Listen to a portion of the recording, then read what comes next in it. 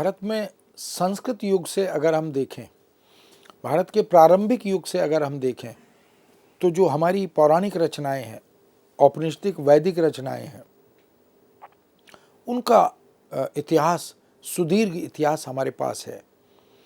संस्कृत युग में ही इन रचनाओं के अनुवाद सहज रूप से किए जा रहे थे। भाषाविदों ने उन रचनाओं को संस्कृत से संस्कृत में, जो सहज और बोधगम्य संस्कृत है, लोक भाषा संस्कृत है, उसमें भी अनुवाद हुए। और इसी तरह से पुरा कथाओं का, पुरा आख्यानों का अनुवाद भी निरंतर होता रहा। और यह अनुवाद परंपरा फिर धीरे धीरे मध्यकाल तक पहुंच गई, मध्यकालीन भारत तक आ गई। और फिर मध्यकाल की जो मध्यकालीन हिंदी तक भी ये परंपरा पहुंची। बहुत से संतों ने संस्कृत और पाली के साहित्य का, वहाँ की दार्शनिकता का, वहाँ की धार्मिक चेतना का, बोध का, नीति का, वैद्यक ग्रंथों का, ज्योतिष शास्त्रीय ग्रंथों का, वैयाकरणिक ग्रंथों का, बहुत सारे महत्वपूर्ण दुर्लभ ग्रंथों का युगीन भाषा में अनुवाद किया, जन जागरण किया। इसीलिए हम तुलसीदास को जब पढ़ते हैं तो उसमें भी नाना पुराण निगम आगम तुलसी उसका उल्लेख करते हैं। इसी तरह सूरदास आदि जो कृष्ण भक्त कवि हैं, अष्टछाप के कवि हैं, उनमें भी हम देखते हैं कि पौराणिक ग्रंथों से, पुराणों से और तमाम तरह के भागवत ग्रंथों से हमें इस तरह की परंपराएं हिंदी में, ब्रजभाषा में अवतरित होती हुई, अंतरित होती हुई मिलती हैं। चाहे केशव की रामचंद्रिका हो, तुलसीदास की रामचरितमानस हो, या उसके बाद के अनेक कवियों द्वारा रामकथा पर लिखित रचनाएं हों, उन सब में हम देख सकते हैं। दर्शन की बात हो तो कितने दर्शन हमने शंकराचार्य के अद्वैतवाद से लेकर और फिर शुद्धाद्वैत, विशिष्टाद्वैत, द्वैताद्वैत, इन सब को भी देखा, जो भारतीय ज्ञान परंपरा की पुनर्अभिव्यक्ति, पुनराख्यान के रूप में हमारे सामने आते हैं। ऐसे ही धर्म की चेतना की बात हो, धर्म की अवधारणा की बात हो, नैतिकता की और नीति साहित्य की बात हो, नीति शतकम जो संस्कृत की तमाम नीति की रचनाएं हैं, उनका अनुवाद हिंदी में बहुत से नीति कवियों ने किया। घाघ और भड्डरी का नीति काव्य हम देख सकते हैं। इसी तरह दीनदयाल गिरी का हम देख सकते हैं, वृंद कवि का देख सकते हैं, बिहारी लाल जो रीतिकाल के कवि हैं, उनकी कविता में, तुलसी की कविता में, यहाँ तक के संत कवियों की जो रचनाएं हैं, साखियाँ हैं या रमणियाँ हैं, उनमें भी हम इस भारतीय ज्ञान परंपरा के, इस भारतीय दर्शन, धर्म, संस्कृति, नीति आदि के अनुवाद की उस परंपरा को देख सकते हैं। तो ये सब ग्रंथ इस बात के साक्षी हैं कि संस्कृत से वो हिंदी में, युगीन भाषा में अनुदित होते रहे, जागरण का काम करते रहे। 19वीं शताब्दी में भारतीय प्राचीन ग्रंथों के अनुवाद के साथ साथ पश्चिमी साहित्य और विशेषकर अंग्रेजी के अनेक महत्वपूर्ण ग्रंथों के अनुवाद होते चले गए। चाहे वो नाटक और उपन्यास कहानियाँ हों, पत्रकारिता के संबंध में लिखे गए लेख आदि हों, या अद्यतन अधुनातन वैश्विक ज्ञान से अवगत कराने वाली रचनाएं हों। भारतीय साहित्यकारों ने अंग्रेजी, संस्कृत, बंगला, मराठी, गुजराती, तेलुगु, तमिल, मलयालम, पंजाबी, उड़िया आदि भाषाओं के साहित्य को हिंदी में अनुवाद करके प्रस्तुत किया। और हिंदी में लोग बहुत से भारतीय रचनाकारों से, साहित्यकारों से, कवियों से, नाटककारों से परिचित हुए, अवगत हुए। आज टैगोर को हम हिंदी में पढ़ते और समझते हैं, जानते हैं। आज सुब्रमण्यम भारती को हम हिंदी में पढ़ते और समझते और लिखते भी हैं। तमाम तरह के पंजाबी भाषा में जो रचनाकार हैं, उनको हम हिंदी में पढ़ते हैं। ऐसे ही दुनिया की अन्य भाषाओं में हम जो कवि हैं, लेखक हैं, नाटककार हैं, गद्यकार हैं, उनको भी पढ़ते हैं। इस तरह समग्रता के साथ अगर देखें तो राजनीतिक चेतना, राष्ट्रीय एकता, अखंडता, सांस्कृतिक नवजागरण, इन सब में अनुवादकों ने अनुवाद के माध्यम से युगांतरकारी परिवर्तन करने का काम किया है। आज के वैश्विक संदर्भ में देखें तो दुनिया एक गांव बन चुकी है। विश्वग्राम के रूप में। उस विश्वग्राम की परिकल्पना अब मीडिया आंदोलन और संचार क्रांति से साकार भी हो रहा है। विभिन्न समाजों की अलग अलग संस्कृतियों तथा साहित्य के माध्यम से व्यक्त होने वाली संस्कृति अनुवाद द्वारा एक भाषा से दूसरी भाषा में अब सहज ही अंतरित होने लगी है। वास्तविकता यह भी है कि अनुवाद भाषाओं का ना होकर संस्कृतियों का होता है, संवेदनाओं का होता है, अर्थ संरचना का होता है। इसलिए अनुवाद दो संस्कृतियों के बीच में सांस्कृतिक आदान प्रदान का एक सशक्त, एक कल्याणकारी सेतु सिद्ध हो रहा है। ऐसे में अनुवाद एक सांस्कृतिक सेतु के रूप में काम कर रहा है। ट्रांसलेशन केवल ट्रांसलेशन नहीं रहता, अपितु ट्रांसरिलेशन बन जाता है। सेतु बंधन का यह चुनौतीपूर्ण कार्य अनुवादक ही करता है। अनुवाद के दौरान वह मूल और अनुवाद की जाने वाली कृति के मध्य दो भिन्न भाषा भाषी और सामाजिक सांस्कृतिक समाजों के बीच सामान्यतः संतुलन स्थापित करने का प्रयास करता है। वह मूल के अभिप्राय को निष्ठा और ईमानदारी से अनुदित रचना के रूप में या अनुवाद के पाठकों के समक्ष पहुंचाने का कार्य भी करता है। इसलिए किसी भी देश के राष्ट्रीय सामाजिक विकास में अनुवाद का आशय अपरिहार्य हो जाता है। पूरी वैश्विक एकता की दृष्टि से, संवेदनात्मक समानता की दृष्टि से वह महत्वपूर्ण बन जाता है। अनुवाद आज रोजी रोटी की दिशा में भी अत्यंत कारगर सिद्ध हो रहा है। वरिष्ठ या कनिष्ठ अनुवाद अधिकारी, तत्काल भाषांतरण करने वाले भाषांतरकर्ता, जिसको इंटरप्रेटर भी कहते हैं, हिंदी अधिकारी, अंग्रेजी या हिंदी अध्यापक, प्राध्यापक, भाषा निदेशक, उपनिदेशक, सहायक निदेशक, राजभाषा अधिकारी, समाचार वाचक, संवाददाता, संपादक, सह संपादक, उप संपादक, सहायक संपादक, विज्ञापन लेखक, कंप्यूटर अनुवादक, बैंक अधिकारी, न जाने कितने क्षेत्र और कितने पद हैं जहां पर अनुवादकों की नियुक्तियां होती हैं और लगातार बढ़ रही हैं। केंद्र सरकार या राज्य सरकार के कार्यालयों में, बैंकों में, अस्पतालों में, रेलवे में, एयरलाइंस में, पर्यटन में, संसद विधानसभाओं में, राजदूतावासों में, पत्र पत्रिकाओं के कार्यालयों में, अकादमियों में, प्रकाशन संस्थानों में, सरकारी प्रेस आदि में, रेडियो, दूरदर्शन, केबल आदि के कार्यालयों में, विज्ञापन की एजेंसियों में, अभिवादन पत्र बनाने वाली संस्थाओं में, शिक्षण प्रशिक्षण वाली संस्थाओं में, विज्ञान तकनीक और प्रौद्योगिकी से जुड़े हुए कार्यालयों में, अनुवाद ब्यूरो में, भाषा संबंधी निदेशालयों में और संस्थानों में, विश्वविद्यालयों, स्कूलों, जनसंपर्क आदि कार्यालयों में भी, होटलों में, प्रदर्शनियों में, संग्रहालयों में, पुस्तकालयों में, नाट्य संस्थाओं में, खेलों में, बाजार भावों में, वित्त, वाणिज्य और अर्थशास्त्र के क्षेत्र में, बीमा की कंपनियों में, कोश विज्ञान की दुनिया में, पारिभाषिक शब्दावली बनाने वाली संस्थाओं के जगत में, साहित्य आदि अनेक क्षेत्रों में अनुवाद की उपादेयता रोजी रोटी की दृष्टि से, आजीविका की दृष्टि से, कामकाज की दृष्टि से, व्यवसाय के विस्तार की दृष्टि से लगातार असंदिग्ध हो रही है, प्रासंगिक हो रही है और उसकी स्वीकृति बढ़ती जा रही है। लाखों करोड़ों लोग इन क्षेत्रों में अनुवाद के माध्यम से कार्य करते हुए धनार्जन कर रहे हैं, रोजी रोटी कमा रहे हैं।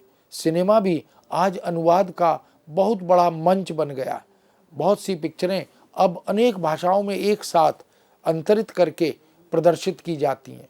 टेलीविज़न के अनेक चैनल अब अनुवाद के माध्यम से ही अपने कार्यक्रम निरंतर विस्तार कर रहे हैं, उनको बढ़ा रहे हैं, उनकी लोक स्वीकृति बढ़ा रहे हैं। यही नहीं, निजी ट्रांसलेशन ब्यूरो या एजेंसियां खोलकर देश विदेश की भाषाओं में या भाषाओं से अनुवाद करने या करवा के उपलब्ध कराने की सेवाएं भी अब निरंतर अनुवाद के माध्यम से बढ़ रही हैं। आज डॉक्टर, इंजीनियर, वकील, जज, fashion designer, interior decorator, architect, मनोवैज्ञानिक, बिल्डर सभी अनुवाद के माध्यम से अपने व्यवसाय को विश्व स्तरीय बना रहे हैं। व्यापक स्तर पर प्रचार प्रसार के माध्यम से उनकी प्रासंगिकता को सिद्ध करने का कार्य कर रहे हैं। देश विदेश में इस तरह से व्यवसाय का विस्तार हो रहा है।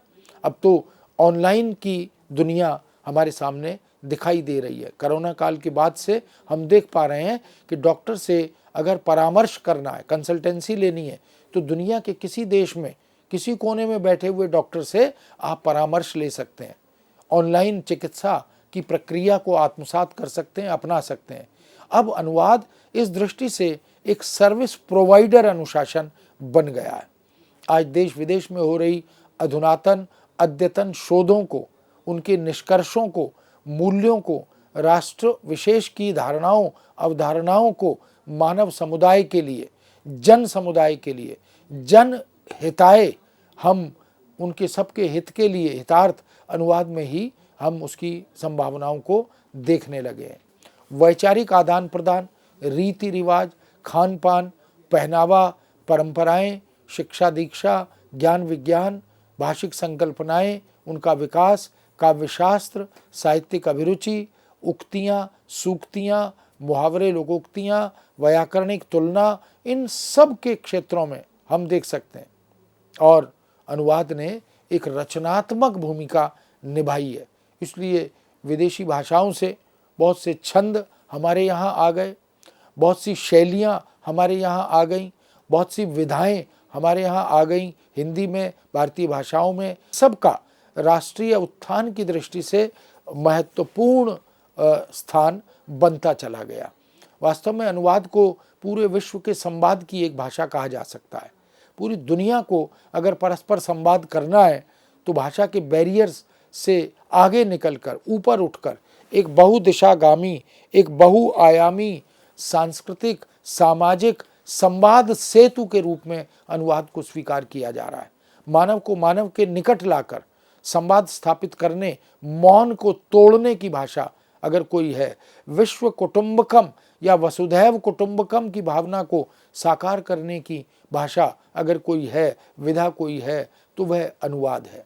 दो देशों, दो राज्यों, दो इकाइयों, दो संस्कृतियों, दो भाषाओं, दो विचारों, दो मूल्यों, दो धर्मों, दो समुदायों के बीच इसी प्रकार अनेक द्वैत को अद्वैत में बदलने की दिशा में अगर रचनात्मक भूमिका देखनी है तो अनुवाद की भूमिका देखी जा सकती है। द्विभाषिकता तथा बहुभाषिकता यानी बायलिंग्वलिज्म और मल्टीलिंग्वलिज्म, इसके माध्यम से अनुवाद का यह सांस्कृतिक सेतु विलक्षण क्रांतिकारी स्तर पर रचनात्मक अवदान कर रहा है। राष्ट्रीय और अंतर्राष्ट्रीय स्तर पर परस्पर शांति स्थापित करने, मानव मात्र को समझने समझाने का कार्य भी अनुवाद और अनुवादक ही करता है। सांप्रदायिक सद्भाव भी यदि संभव है तो केवल अनुवाद के माध्यम से, अनुदित रचनाओं के माध्यम से, अनुवादकों के प्रदेय के माध्यम से ही संभव हो पाता है। विभिन्न कार्यालयों में अनुवाद प्रशिक्षण, अनुवाद की कार्यशालाएं भी अब आयोजित की जाती हैं।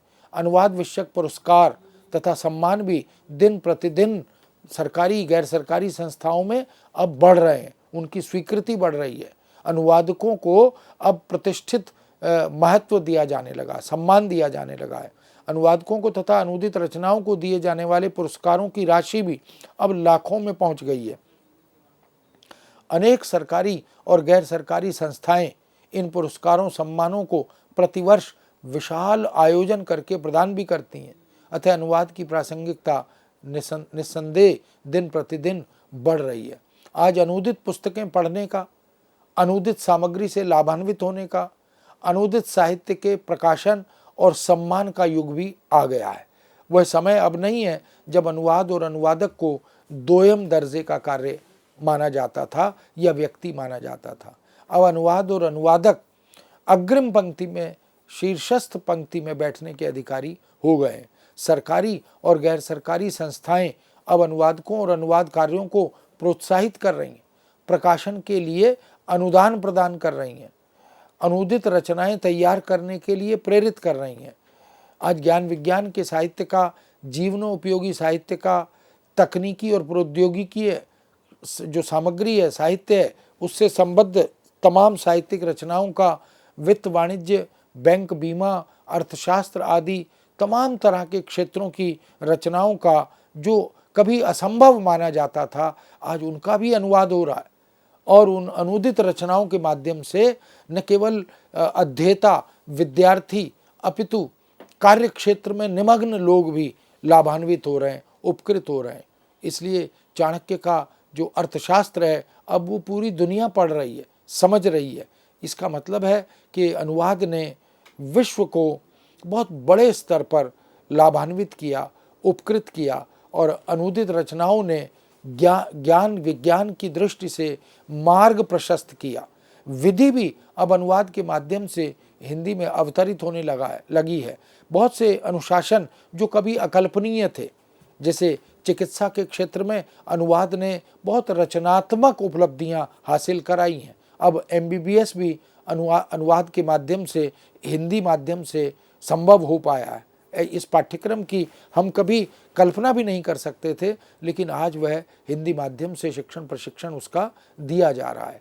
इसी तरह प्रबंधन के क्षेत्र में, जिसको हम मैनेजमेंट का क्षेत्र कहते हैं, उसमें भी अनुवाद ने तमाम संभावनाओं को उद्घाटित कर दिया है। इंजीनियरिंग में या लॉ के क्षेत्र में, विधि के क्षेत्र में भी अनुवाद के माध्यम से बहुत विस्तार अब होने लगा है। अब अनुवाद दोयम दर्जे का कार्य नहीं रहा, अनुवादक अब प्रवंचक नहीं रहा, वो अग्रिम पंक्ति में ससम्मान बैठने और सम्मानित होने के अधिकारी बन गए। आज कोश निर्माण की एक दुनिया अलग बन गई है। ऑनलाइन डिक्शनरी, कंप्यूटर ने उसमें बड़ी रचनात्मक भूमिका निभाई है। विभिन्न अनुशासनों की तकनीकी शब्दावली के निर्माण की अत्यंत आवश्यकता जो बरसों से बनी थी, जिसमें वैज्ञानिक एवं तकनीकी शब्दावली आयोग, जिसको हम CSTT, commission for scientific and technical terminology के रूप में जानते हैं, उसने बड़ी महत्वपूर्ण भूमिका निभाई है। तो हम लगभग हिंदी में 10 लाख पारिभाषिक शब्द बना चुके हैं, जो अनुवाद करने के लिए, अनुवादकों के लिए या अनुदित रचनाएं तैयार करने के लिए एक सशक्त आधारशिला की भूमिका निभा रहे हैं। इस तरह पूरी भारतीय भाषाओं में 30 लाख से अधिक पारिभाषिक शब्द निर्मित किए गए, जिससे उन भाषाओं में भी परस्पर अनुदित रचनाएं तैयार करने, विचार विनिमय करने, इन रचनाओं के आदान प्रदान करने की भूमिका स्पष्ट हो सके।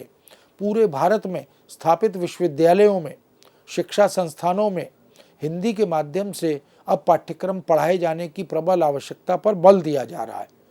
ये जो NEP है, राष्ट्रीय शिक्षा नीति 2020, इसने भी अनुवाद को एक सर्विस प्रोवाइडर के रूप में, एक अनुशासन, एक विधा के रूप में स्वीकृति दी है। और NEP में, यानी राष्ट्रीय शिक्षा नीति के माध्यम से अब भारतीय भाषाओं में तमाम तरह की शैक्षिक पद्धति को अंतरित करने पर बल दिया जा रहा है। इस तरह हम ये भी कह सकते हैं कि ये जो शिक्षा का क्षेत्र है, ये जो प्रशिक्षण का क्षेत्र है, इसमें भी अनुवाद की भूमिका लगातार बढ़ रही है। ऐसे में अनुवाद एकमात्र सशक्त उपकरण बन गया, एक साधन बन गया, एक टूल बन गया।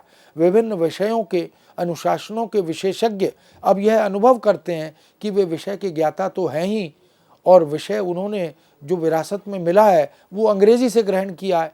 इसलिए हिंदी या भारतीय भाषाओं में उस विषय को उतारना, उसका अंतरण करना, उसके लिए समतुल्य सममूल्य हिंदी शब्द खोजना उन्हें कठिन प्रतीत होता था, दुष्कर लगता था, असंभव लगता था। अब वो वैज्ञानिक एवं तकनीकी शब्दावली आयोग द्वारा निर्मित हिंदी की शब्दावली या भारतीय भाषाओं की शब्दावली से सहज हो गया है, सरल हो गया है। और इसीलिए अब जो पाठ्यपुस्तकों का लेखन, तमाम ऐसे साहित्येतर विषयों की पुस्तकों का, संदर्भ ग्रंथों का लेखन भी अब हिंदी में संभव हो गया है।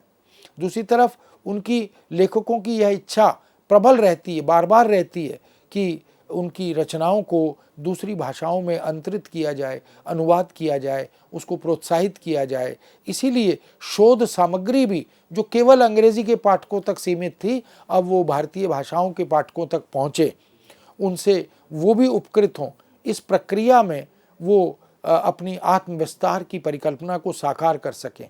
अनुवाद के माध्यम से करोड़ों देशवासी, विश्वासी, जो विश्ववासी हैं, उन्हें तमाम दुनिया की रचनाओं से लाभ मिले, उनका उपकार हो, वो उसे पढ़ सकें और ज्ञान विज्ञान का परस्पर आदान प्रदान कर सकें। इसलिए लेखकीय आकांक्षाओं की पूर्ति का स्वप्न भी अनुवाद से ही साकार होता हुआ दिखाई दे रहा है। अनुवाद नए नए शब्दों के निर्माण का नई नई अवधारणाओं के संधान का कार्य भी निरंतर करता है। भावों के अंतरण और उसकी अभिव्यक्ति के पुनर्सृजन का कार्य भी अनुवाद से ही संभव होता है। यही नहीं, अनुकरण सिद्धांत पर गंभीरता से दृष्टि डालें और विचार करें तो लगता है कि जीवन और जीवन का हर कार्यकलाप ही अनुवाद है। मौलिक साहित्य सृजन की मूलभूत प्रेरणा भी अनुवाद ही है। यदि कोई राम कथा पर लिखता है, कोई कृष्ण कथा पर लिखता है, तो उसका स्रोत कहीं और उपलब्ध रहता है। ये सृष्टि भी ईश्वर की परिकल्पना का एक अनुवाद ही प्रतीत होती है। जन सामान्य के लिए, देश और विदेश के लिए संप्रेषण, संवाद और संवेदना के धरातल का निर्माण करने वाली यह विधा आज पूरे विश्व में निश्चित ही विलक्षण, अतुलनीय बनती जा रही है, स्तुत्य बन रही है। तुलनात्मक साहित्य के लिए, समाजशास्त्रीय अध्ययन के लिए, ऐतिहासिक सांस्कृतिक कृतियों के जीर्णोद्धार के लिए अनुवाद एक उपयोगी और आवश्यक विधा बन गया है। तमाम तरह के पुरानी, प्राचीन, उपेक्षित रचनाओं को अगर हम अनुवाद के माध्यम से पुनर्जीवित करते हैं, उनका पुनराख्यान करते हैं, तो यह भी अनुवाद का एक बड़ा प्रदेय सिद्ध होता है। विश्व के समस्त विकसित देशों के मूल में अनुवाद की भूमिका रचनात्मक और सराहनीय रही है। उनके विकास में, उनके उन्नयन में अनुवाद ने महत्वपूर्ण भूमिका निभाई है। इसलिए विकासशील देशों के लिए तो यह प्रेरणा का स्रोत रहा ही है। लक्ष्य प्राप्ति का मूल मंत्र भी उनके लिए यह बना है। विश्व के अनेक देश ऐसे हैं जहां नवीन और मौलिक रचनाओं तथा राष्ट्रोपयोगी लिखित सामग्री का 10-15 दिन में, 1 महीने में अनुवाद हो जाता है और प्रकाशित होकर पाठक समुदाय तक पहुंच भी जाता है। हमारे देश में अनुवाद की यह प्रक्रिया थोड़ी उदासीनता के कारण धीमी रही है, गति बहुत कम रही है, लेकिन धीरे धीरे अब रुझान अनुवाद की तरफ बढ़ रहा है।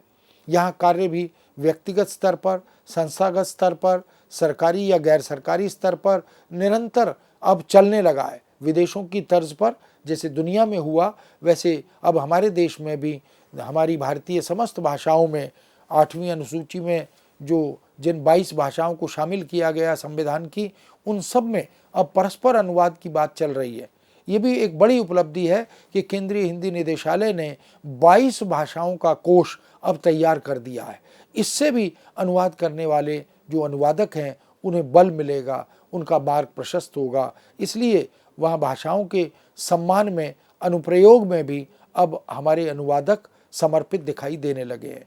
हम भाषा की पूजा उपासना तो करते रहे, किंतु उसके प्रयोग अनुप्रयोग का संकल्प हमने थोड़ा विलंब से लिया। आज उसी कमी को दूर करने का उपयुक्त समय, सार्थक समय यही है।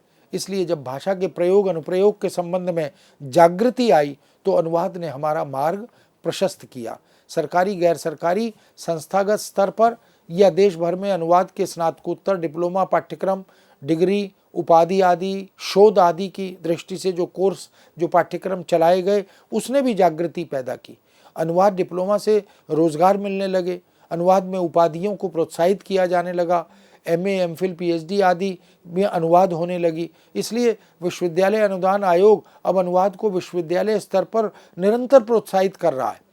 BA, MA के पारंपरिक पाठ्यक्रमों में अनुवाद विषय को शामिल किया जा रहा है। वास्तव में भाषा, जिस प्रकार भाषा व्यक्ति और व्यक्तित्व की पहचान बनती है, राष्ट्र की अस्मिता की पहचान बनती है, वैसे ही अनुवाद कला भी हमारे व्यक्तित्व को, हमारी बहुमुखी प्रतिभा को स्वर प्रदान करने वाली पहचान बनती है। संस्कृत भाषा से अंग्रेजी में अनुवाद कर लेने वाले पांडित्य कर्मियों की आज विश्व में निरंतर मांग बढ़ रही है। भारतीय संस्कृति और साहित्य के अंग्रेजी में तथा अन्य अनेक विदेशी भाषाओं में अनुवाद करने की आवश्यकता भी लगातार बढ़ रही है। अनुवाद कार्य का मानदेय भी बढ़ रहा है, आज सम्मानजनक होता जा रहा है। 200, 300 या 400 रुपये वाला ये जो मानदेय है, 1 रुपया प्रति शब्द के हिसाब से उसकी अनुवाद करने की जो मानदेय है या जो प्रदेय है, उसकी तरफ ध्यान दे रहा है। इस तरह हम देख सकते हैं कि स्वांतः सुखाय किए गए अनुवाद कार्यों की प्रासंगिकता तो असंदिग्ध रही ही है, किंतु अब परहिताय सर्वजन सुखाय किए जाने वाले अनुवाद कार्य भी दुधारू गाय की तरह लाभप्रद सिद्ध होने लगे हैं। अनुवादक यदि शुद्ध संकल्प से, पूरी निष्ठा और समर्पण भाव से अनुवाद कार्य करता है तो देश विदेश की सैकड़ों संस्थाएं ऐसे आदर्श और मानक अनुवादकों को आजीवन अनुवाद कार्य देने के लिए तत्पर हैं, प्रस्तुत हैं। उनके पास अथाह सामग्री है जिसका अनुवाद करने की आज आवश्यकता है। वास्तव में अनुवाद जिज्ञासाओं को शांत करने वाली एक विधा है। जो उत्कट इच्छाएं होती हैं उनके अनुत्तरित के उत्तर खोजने की विधा अनुवाद है। इसलिए अतृप्त को तृप्ति और प्यासे को जल प्रदान करने वाली विधा के रूप में अनुवाद अब अपनी जगह बना चुका है। न होने से कुछ होना कहीं बेहतर है। कुछ से कुछ और उपलब्ध कराने और कराते चलने का मूल मंत्र अनुवाद है। अनुवाद शास्त्र भी है और इसी कारण अनुशासन भी, और अनुशासन की एक विधा भी है। वह कला भी है, विज्ञान भी है और शिल्प भी है। इस समस्त अनुशासनों का विलक्षण संगम भी अनुवाद ही है। यही कारण है कि जिसे जो चाहिए उसका मार्ग खोलने, उसे उपलब्ध कराने, उसकी मनोकामना पूर्ण करने का कार्य भी अनुवाद ही है। कह सकते हैं कि जिसके हाथ में अनुवाद है, दुनिया उसकी मुट्ठी में है। हमारे व्यक्तिगत जीवन के एक ऐसे कक्ष की तरह है अनुवाद, जिसमें बहुत से दरवाजे हैं, बहुत सी खिड़कियां हैं, बहुत से रोशनदान हैं और विश्व का चहुमुखी या बहुमुखी ज्ञान अब हम अनुवाद के माध्यम से, उस अनुवाद के प्रकाश के माध्यम से प्राप्त कर सकते हैं। इसलिए स्वच्छ वायु बनकर उन दरवाजों, खिड़कियों, रोशनदानों से उस जीवन कक्ष में प्रवेश करने का काम अनुवाद के माध्यम से ही संभव होता है। अनुवाद वास्तव में जीवन को पूर्णता प्रदान करने वाली एक स्वतंत्र विधा है। किसी भी क्षेत्र में रहें, किसी भी कार्य से जुड़ें, नौकरी व्यवसाय से जुड़ें, अनुवाद आनंद ही प्रदान करता है, ज्ञान भी प्रदान करता है। जैसी मानसिकता हो, जैसा मन हो, जैसी रुचि हो, वैसी ही पुस्तक, वैसे ही लेखक, वैसी ही विधा को आज अनुवाद के माध्यम से हम पढ़ सकते हैं, पढ़ा सकते हैं। हर ना को हाँ में और संभावना को निश्चित करने में हम अनुवाद के माध्यम से सफल हो सकते हैं।